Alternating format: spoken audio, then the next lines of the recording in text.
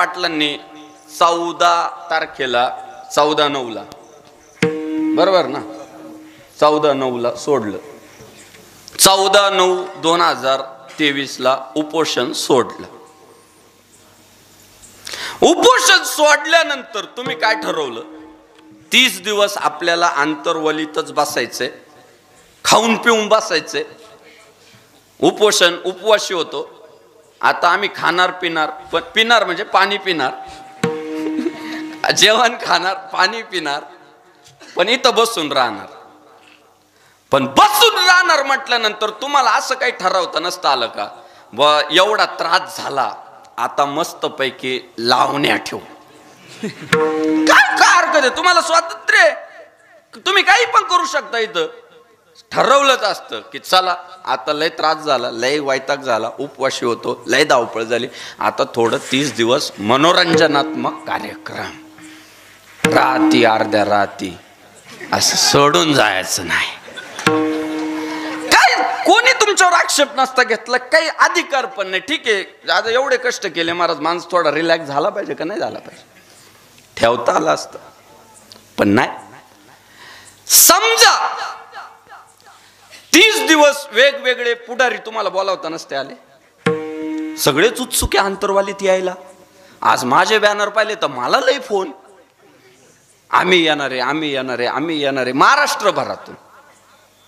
कुणाला वाटत नाही आंतरवाली? सगळे पुढारी आले असते महाराष्ट्रभरातले, रोज पुढारी अर्धा तास एक एक एक एक पुढारी, जमलं नसतं. पण का कीर्तन ठेवले माहितीये? मनोज जरांगे सारखा गोदा काठचा सिंह सरकारला नडतो, त्याला ताकद जर बालपणापासून कुठून मिळाली असेल तर ती वारकरी संप्रदायातून. त्याला ताकद जी भेटली ना ती ज्ञानोबा तुकोबांकडून भेटली, की बाबा तुझा संकल्प जर सत्य असेल तर तुला दाता नारायण आहे, परमात्मा तुला सहकार्य करणार आहे. काय मनोज जरांगेंकडं पैसा आहे? पैशावाल्याचा चेहराच बोलतो महाराज. पैशावाल्याच्या चेहऱ्यावर आहे ना, जरी वाटकुळा असला ना तरी एक ग्लो राहतो, ग्लो. तो ग्लो आमच्या मनोज दादाच्या चेहऱ्यावर नाहीये. पैसा आहे, अंगातली ताकद आहे का 10 जणांची एकटा कवडी करील वा हाय? त्याच्या अंगात ताकद नाही, त्याच्या खिशात पैसा नाही, पण त्याच्या मेंदूत जे विचार आहे ते ज्ञानोबा तुकोबांचे.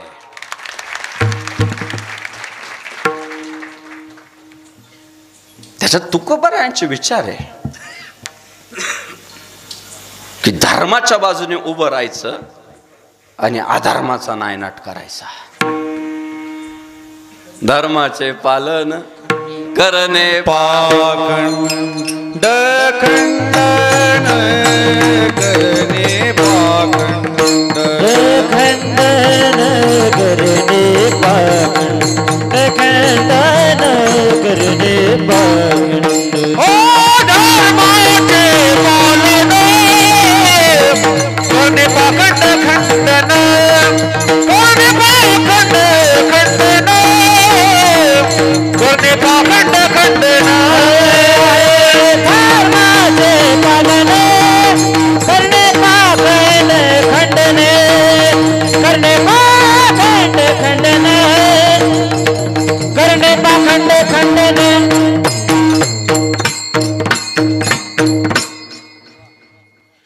हे विचार कोणाचे? धर्माचे पालन करणे, पाखंड खंडन.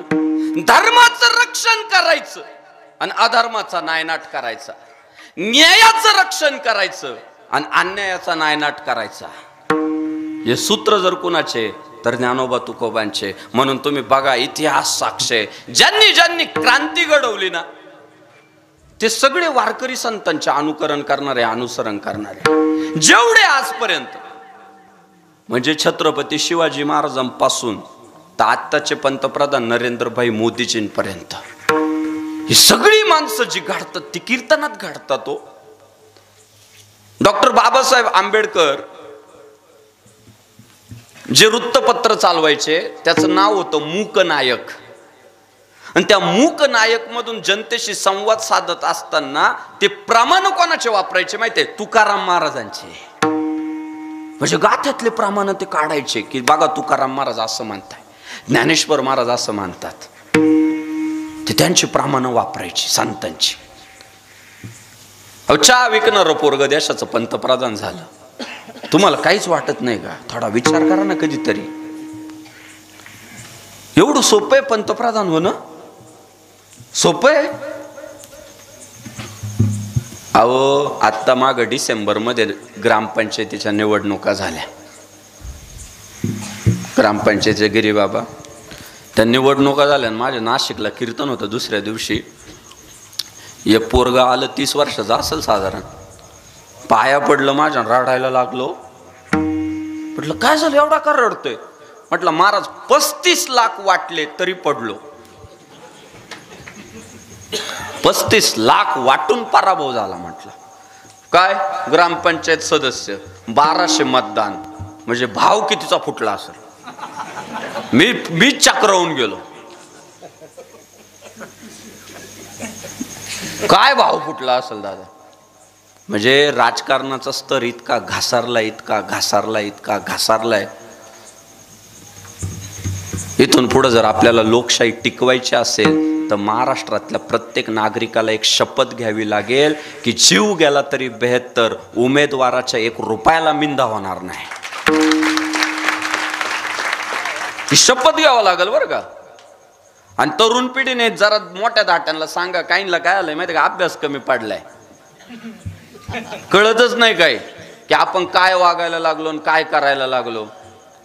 खुशाल उमेदवाराला जाऊन म्हणतात आमच्या घरात 8 मतं आहे बरं का.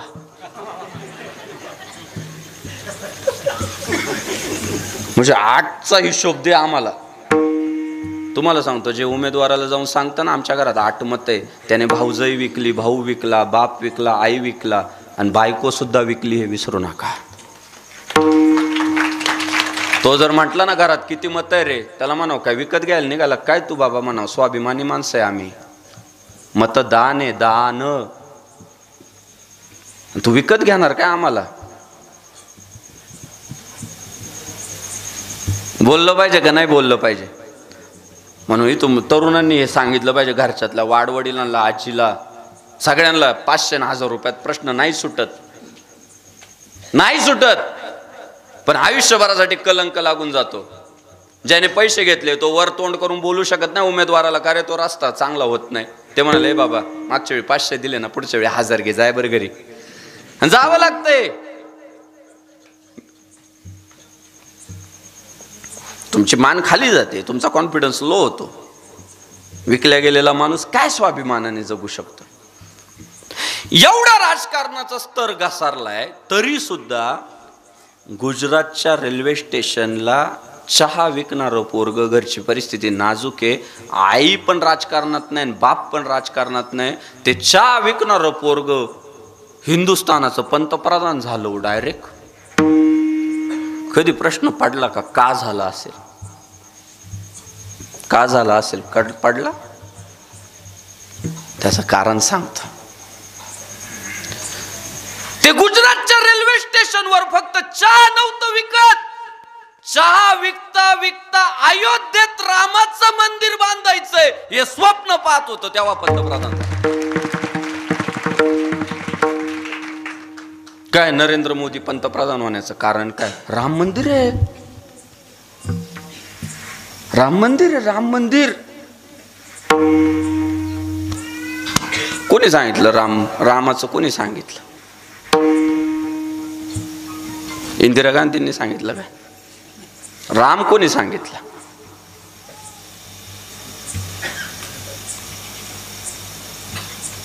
या रे नाचू प्रेमानंदे राम नाम जिया चंदे राम नाम, चंदे राम नाम जिया चंदे राम नाम.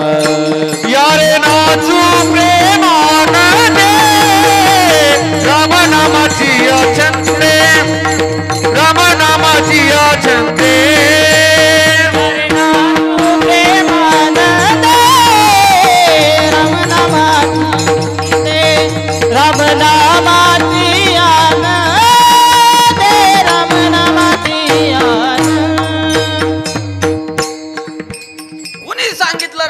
जन्माला मला 5 लाख वर्ष होऊन गेले भगवान श्री रामचंद्रांच्या जीवन चरित्राला. त्या रामाचं चरित्र जिवंत जर कोणी ठेवलं तर ते साधू संतांनी ठेवलं. या रे नाचू प्रेमानंदे राम नामाची छंदे, राम म्हणता रामाची होईजे, पदी बैसोनी पदवी घेईजे. राम नाम शिकवलं साधू संतांनी. आणि मला सुद्धा ते कधी कळालं माहितीये का, मोदीजी संत विचार ऐकतात. ते देऊला आले होते आता माग, तुकाराम महाराजांनी ज्या शिळेवर बसून अभंग सांगितले, त्या शिळेचं मंदिर झालं महाराज दगडाचं देऊला. आणि त्या मंदिराच्या उद्घाटनाला, लोकार्पणाला देशाचे पंतप्रधान नरेंद्रजी मोदी साहेब आले होते. आणि ते जेव्हा भाषण करत होते ना, तेव्हा त्यांच्या भाषणामध्ये ज्ञानोबा, तुकोबा, जनाबाई, मुक्ताबाईंचे अभंग येत होते. हो,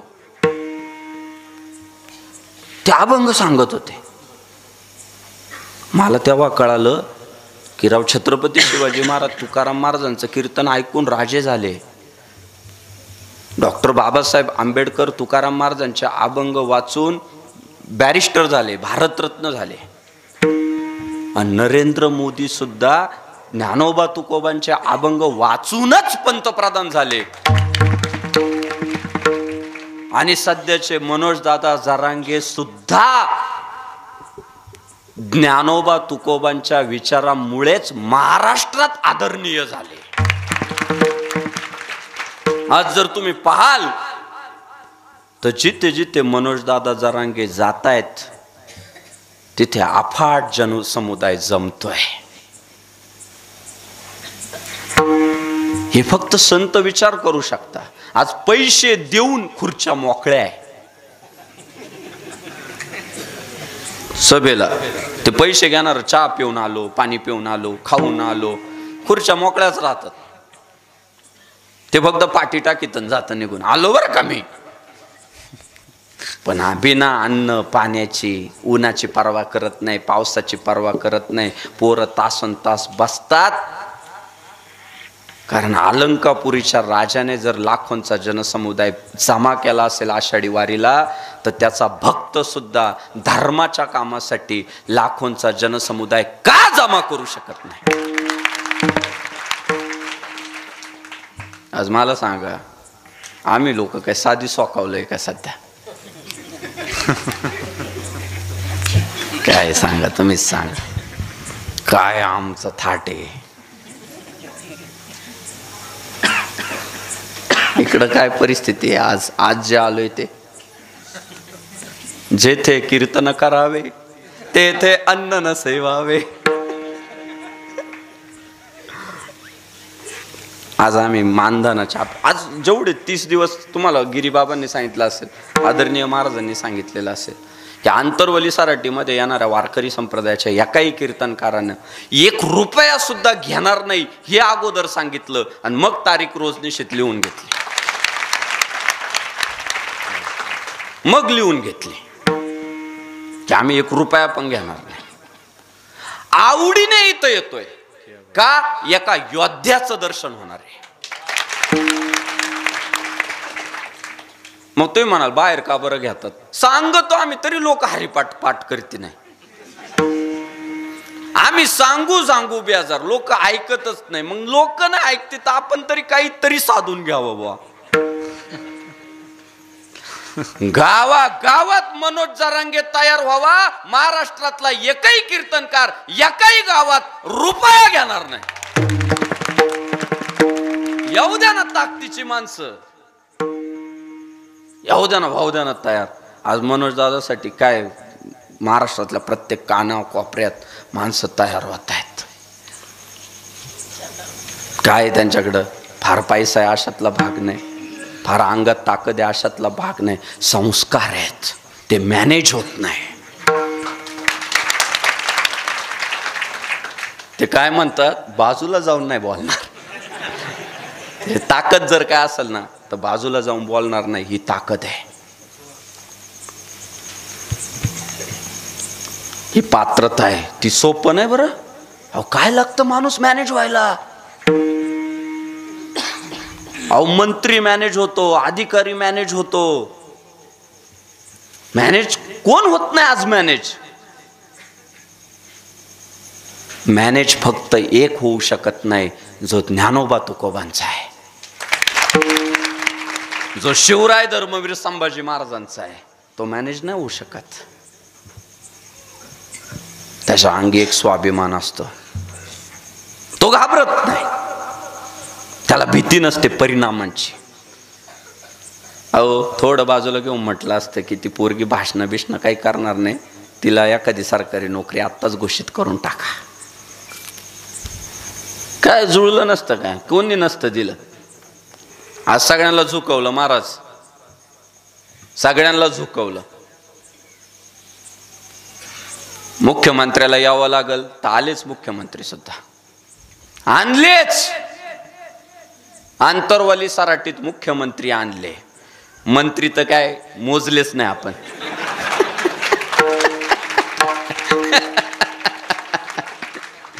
सगळे सगळे सगळे सोशल मीडियावर तुम्हाला सांगतो, मी डीपी ठेवून टाकला होता, स्टेटस ठेवून टाकले होते, सगळे प्रोफाईल पिक्चर मी मनोज दादांचे ठेवले होते. का? तुका म्हणे सत्य कर्मा व्हावे साहेब, गातली अभय नरका जाणे. म्हटलं आपल्याला नरकात नाही जायचं बा, जो सत्य कर्म करतोय त्याला सपोर्ट करायचा, साथ द्यायची. त्या बाबाचा काय स्वार्थ आहे याच्यात? समाजासाठी, हिंदू धर्मासाठी जर एखादा माणूस काम करत असेल तर काय हरकत आहे? मी कुठेच म्हणालो नाही मराठ्यांचं आंदोलन आहे, मी प्रत्येक ठिकाणी म्हणालो हे हिंदूंचं आंदोलन आहे. का तुम्हाला सांगतो, मी जात न मानणारा कीर्तनकार आहे, मी धर्म मानणारा कीर्तनकार आहे. मला हिंदू धर्मांतर्गत ज्या जातीपाती पडल्या त्या संपवायच्या आहे, आणि समस्त हिंदुस्थानातला हिंदू म्हणून माणूस जो आहे तो मला उभा करायचा आहे. आणि तुम्हाला सांगू का, हिंदू एकत्र चाव. तुमच्या आंदोलनाला आहे ना ओबीसींचा विरोध नाहीये, कोणताच ओबीसी माणूस म्हणत नाहीये यांना आरक्षण देऊ नका. विरोध कोणाचा आहे माहिती का? ओबीसींच्या मतावर जो पोट भरितो ना त्याचा विरोध आहे. त्या ओबीसीला तुम्ही घरात जाऊन जर म्हणाल, तो म्हणाला अरे मला कळत नाही का रे, तुमच्या पोरांवर अन्याय होतो, तुम्ही आता मागासले जातायत, आम्ही पुढे जातोय, आम्हाला कळत नाही का रे? आम्हालाही वाटतं, आम्हालाही आदर आहे, पण आम्ही काय करणार? मग ज्यांना पोळी बाजून घ्यायची राहते ना ते काय माणसं असतात का हो? ती माणसं नसतातच ऑलरेडी, ती त्या बावल्या असतात. त्यांना फक्त एकच डोक्यात राहतं, दुसऱ्याची दाढी जाळली तरी चालेल, आपली पिढी पेटली पाहिजे. ते संधी साधू. आपल्याला ना ओबीसींचा विरोध आहे ना कोणत्याच वर्गाचा विरोध आहे. उभ्या हिंदुस्थानाला वाटतं यांना आरक्षण भेटलं पाहिजे, म्हणून मी म्हणतो हे मराठ्यांचं आंदोलन नाही, हिंदूंचं आंदोलन आहे. हिंदूंचं आंदोलन. सगळे उभे आहे त्यांच्या. मी फिरतोय रोज, महाराष्ट्रभर फिरतोय. आज सुद्धा या मंडपात सगळे मराठा जातीचे माणसं नाही बसलेले. इथं माळी आहे, सुतार आहे, कुंभार आहे, वांजारी आहे, सगळ्या जातीतली माणसं आहे. मग काय राहिलं? ह्या आंदोलनाला स्वरूप कशाचं प्राप्त झालं? धर्माचं स्वरूप प्राप्त झाले. छत्रपती शिवाजी महाराज सुद्धा जातीसाठी नव्हतं ते काम. मराठ्यांचा राजा नव्हता छत्रपती शिवाजी महाराज, हिंदूंचा राजा होता. राजमाता जिजाऊ आईसाहेबांना मराठ्यांचं राज्य नव्हतं आणायचं, हे हिंदवी स्वराज्य व्हावं ही तो श्रींची इच्छा. काय आलं? मनोज दादाने करून दाखवलं. सगळ्यांना बोलावलं, सगळे आले, सगळे मंत्री आले. मुख्यमंत्री तर काय हो महाराज, तेच शेतकऱ्यांच्या घरातले. आणि स्वतः आपला मनोज दादा जरांगे सुद्धा जगाला छाती ठोकून सांगतो की आम्हाला आरक्षण जर कोण देईल तर मुख्यमंत्री एकनाथराव शिंदेच देईल. का? तो त्या सगळ्या प्रक्रियेतून आलेला माणूस आहे, त्याने भोगलंय. त्याचाही बाप एक सामान्य शेतकरी आहे. आपल्या आंदोलनामध्ये मुख्यमंत्री एकनाथराव शिंदे साहेबांचे वडील सक्रिय सहभागी असतात. म्हणजे काय झालं? सगळ्यांना आणण्याचं काम केलं. आंतरवली सराटीला एक वेगळी ओळख तयार झाली, निर्माण झाली. आणि आज कीर्तनकार असतील, प्रवचनकार असतील, सेलिब्रिटीज असतील, सगळ्यांना वाटतं आम्ही आंतरवलीत गेलं पाहिजे. काय केलं असं मनोजराव जरांगेने आणि आंतरवली गावाने अभंगाचं पहिलं छंद. एक एका साय करू, एक एका साय करू, एक एका साय करू,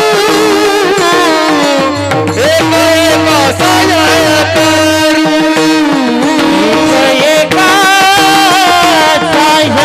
करू, एक एका साय करू, एक एका साय करू, साय करू, एक एका साय करू, एक एका साय करू, एक एका साय करू, एक एका साय करू, एक एका साय करू, एका साय करू, एक एका साय करू, एक एका साय करू, एक एका साय करू. अवघे धरू सुपंथ, अवघे धरू सुपंथ,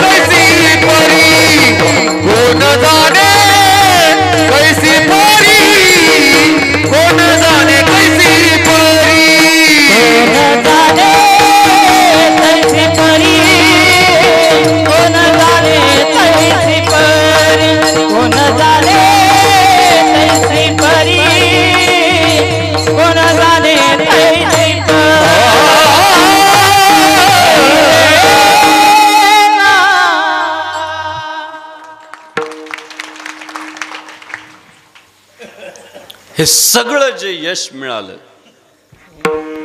त्या यशाचं उत्तर दडलंय अभंगाच्या पहिल्या चरणात. सगळ्या यशाचं बरं का. एका माणसामध्ये प्रचंड शक्ती भरल्या आणि त्या शक्ती जर एकत्रित आल्या तर काय होऊ शकतं? आंतरवली सराटी होऊ शकतं. ओ आंतरवाली सराटी आता गाव नाही राहिलं बर का, ब्रँड झाला ब्रँड. ब्रँड झाला आता. आता तुम्हाला सांगतो सोयरिकीची कामं असू द्या, कुठले आंतरवली सराटी दिली पोरगी, व्यवहार असू द्या कुठले आंतरवली सराटी अजिबात फसवणार नाही तुम्हाला. व्यवहार असू द्या, सोयरीक असू द्या, तुमच्यावर एक विश्वास निर्माण झाला. का तयार झाला? हा तुकाराम महाराजांचा अभंग आहे. एका साह्य करू, अवघे धरू सुपंथ. महाराज फार गोड बोलले की बाबा आपण सगळे एकत्रित आलो पाहिजे आणि सगळ्यांनी मिळून सुपंथ अर्थात चांगल्या मार्गाने वाटचाल केली पाहिजे. अनेकदा माणसं एकत्रित येतात पण चांगल्या कामासाठी नाही. म्हणजे 10 जण एकत्रित आले, टपरी फोडली आर्यमडी स्वारला. काय केलं? एकत्रित येऊन नको ते उद्योग. एकत्रित येऊन काहीतरी स्तुत्य सन्मार्ग साधू संतांनी मार्ग दावणी गेले आधी दया संत ते तेनेचे पंथे चालू जाता न पडे गुंता कोठे काही. संतांनी जो मार्ग दाखवला की धर्माचं पालन, अधर्माचं खंडन, धर्माच्या रक्षणासाठी एकत्रित आलं पाहिजे. आणि आज मनोज दादा जरांगे उभ्या हिंदुस्थानाला आपला आपलासा वाटतो, त्याचं एकमेव कारण आहे त्याने उपोषणासाठी योग्य गावाची निवड केली. का तुम्हाला सांगतो, नुसता सायरन वाजला ना, सायरन येतो का वाजवता सायरन पोलीस गाडीचा, तो आवाजच आता मला येणार नाही काढता, तेवढे प्रयोग नाही जमत मला. पण पोलीस गाडीचा नुसता आवाज आला ना, आवाज,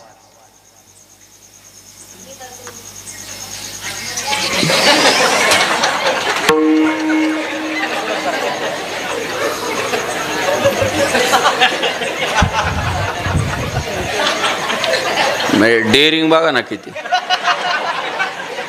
मी काय म्हटलो, पोलीस गाडीचा नुसता आवाज आला ना, त्या म्हटल्या मी काय करू मग, डेअरिंग बघा ना, आला तर आला, मी काय करू.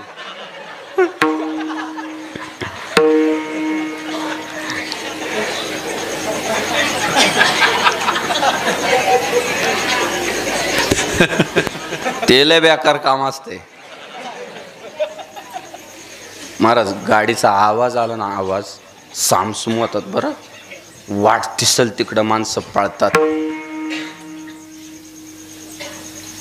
पण आंतरवाली सराटीच्या ग्रामस्थांचं कौतुक यासाठी करावं लागल, डोक्यात काठ्या बसल्या, कंबर तुटली, गुडघे फुटले, पण मनोज भाऊला सोडलं नाही, म्हणून आज आंतरवाली सराटी गाव उभ्या देशात प्रसिद्ध झालं. ही साथ कोणी दिली? ही ग्रामस्थांनी. हा मनोज दादा जरांगेचा विजय नाहीये, हा आंतरवाली सराटी ग्रामस्थांचा विजय आहे. तुमच्या आंदोलनाला गती कधी भेटली माहितीये? ती माऊली जी होती ना, तिचं डोकं फुटलं, अजून हॉस्पिटलमध्ये आहे का माऊली? ती आल्या महाराज, ती जी माऊली आहे ना, त्या माऊलीने आंदोलन पेटवलं, लक्षात ठेवा. ती बाई नाहीये, ती वाघीण आहे, ती आई आहे, ती जगदंबा आहे, ती काली आहे. आणि यांनी एकदा जर मनावर घेतलं ना, महिषासुराचा कार्यक्रमाचे,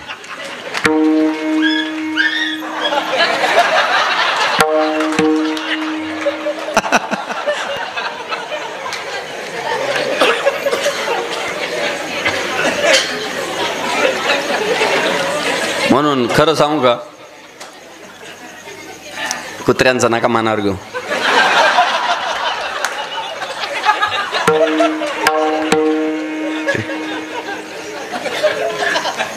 गिरी महाराज, ते आजपर्यंत आपण कुत्र्यांना लय व्हॅल्यू दिली, म्हणून आपल्या दिवस आले.